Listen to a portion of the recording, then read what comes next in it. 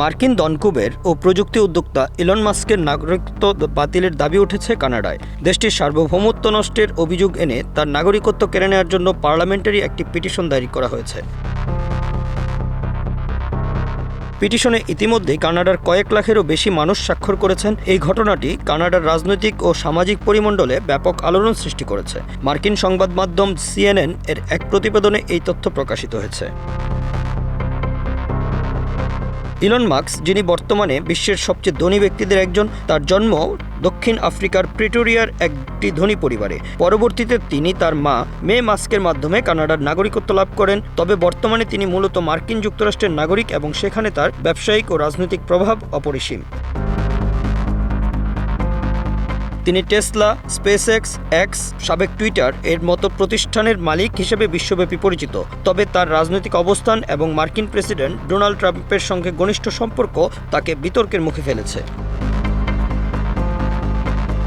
পিটিশনে অভিযোগ করা হয়েছে যে ইলন মাস্ক একজন বিদেশি সরকারের সদস্য হিসেবে কানাডার সার্বভৌমত্বকে ক্ষুণ্ণ করার চেষ্টা করছেন। তিনি মার্কিন যুক্তরাষ্ট্রের নাগরিক এবং প্রেসিডেন্ট ডোনাল্ড ট্রাম্পের একজন শীর্ষ উপদেষ্টা। ট্রাম্পের সঙ্গে তার ঘনিষ্ঠ সম্পর্ক এবং কানাডা বিরোধী ট্রাম্পের বক্তব্য এই অভিযোগকে আরও শক্তিশালী করেছে।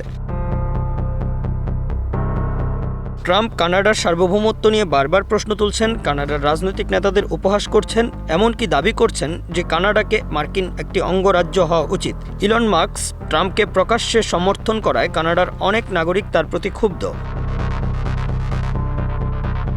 কানাডার ফেডারেল আইন প্রণেতা চার্লি অ্যাঙ্গাস এই পিটিশনের পক্ষে কথা বলেছেন। তিনি বলেছেন, এই প্রক্রিয়ার মাধ্যমে মানুষ অলিগার্ক এবং চরমপন্থীদের ক্রমবর্ধমান শক্তির বিরুদ্ধে তাদের ক্ষোভ প্রকাশ করার সুযোগ পাচ্ছে।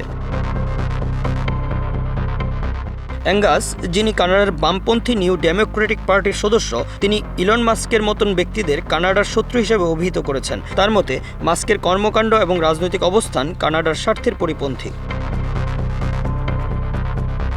কানাডার নাগরিকত্ব আইন অনুযায়ী যদি কোনো ব্যক্তি অভিবাসন আবেদনে জালিয়াতি করেন, মিথ্যা তথ্য প্রদান করেন অথবা কানাডার বিরুদ্ধে সশস্ত্র সংঘাতে জড়িত কোনো বিদেশি সেনাবাহিনীতে কাজ করেন, তাহলে তার নাগরিকত্ব বাতিল হতে পারে। যদিও ইলন মাস্কের বিরুদ্ধে এই ধরনের কোনো অভিযোগ সরাসরি নেই, তবে তার রাজনৈতিক কর্মকাণ্ড এবং ট্রাম্পের সঙ্গে কানাডার সম্পর্ককে সার্বভৌমত্বের হুমকি হিসেবে দেখা হচ্ছে। Bangla affairs news desk.